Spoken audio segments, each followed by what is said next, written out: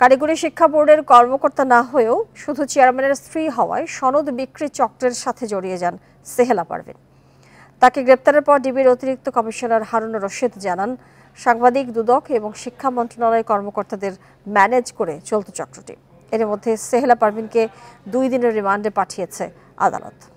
বিকাশে কম খরচে ক্যাশ আউটের লিমিট বেড়ে 50,000, প্রিয় এজেন্টও 2টা। এ নিয়ে আলোচনা করতে রাজধানীর মোহাম্মদপুর থেকে আমাদের সঙ্গে যোগ দিচ্ছেন দুর্নীতি দমন কমিশনের সাবেক মহাপরিচালক মইদুল ইসলাম। মইদুল ইসলাম, আপনাকে স্বাগত জানাচ্ছি আমাদের এই সংবাদে। যেটি জানতে চাই যে কারিগরি বোর্ডের চেয়ারম্যানের স্ত্রী তো একজন গৃহিণী বলি আমরা জানি, চেয়ারম্যান কি জাল সনদ বাণিজ্যের দায় এড়াতে পারেন কিনা? জি, ধন্যবাদ।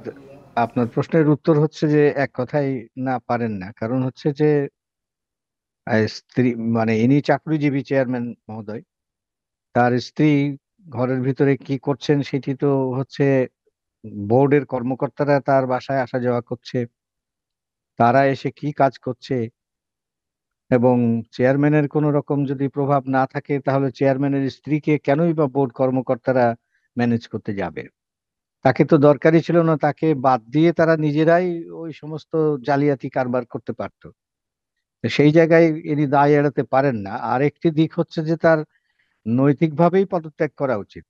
অনুসন্ধান তদন্তে কি বেরোবে সেটি হলো পরের কথা, কিন্তু তার তো ইমিডিয়েটলি নিজের থেকেই পদত্যাগ করা উচিত। আমি জানি না পদত্যাগ করেছেন কিনা।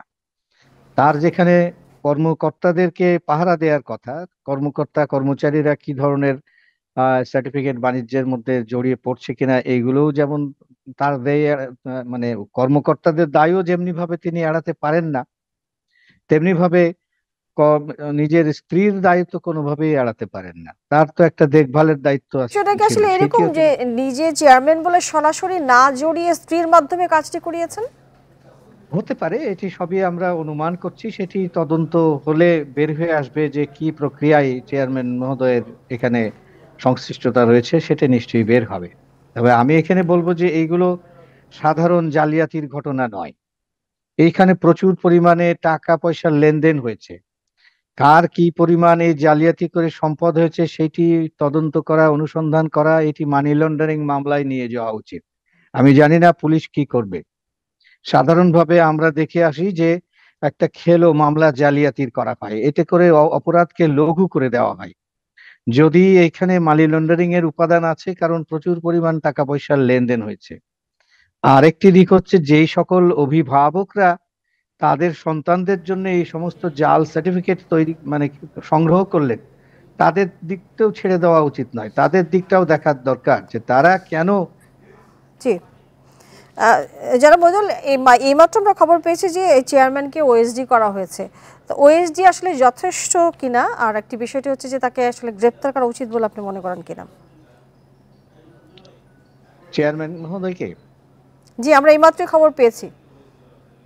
ও গ্রেপ্তার হয়েছেন উনি? না না, ওনাকে ওএসডি করা হয়েছে। আমি জানতে চাইছি যে ওএসডি কি আসলে যথেষ্ট কিনা, তাকে গ্রেপ্তার করার প্রয়োজন আছে বলে না না, ওএসডি হয়তো করেছে, হয়তো পরবর্তী এখন তদন্তকারী, বাকি দায়িত্বটা তো তদন্তকারী কর্মকর্তাদের।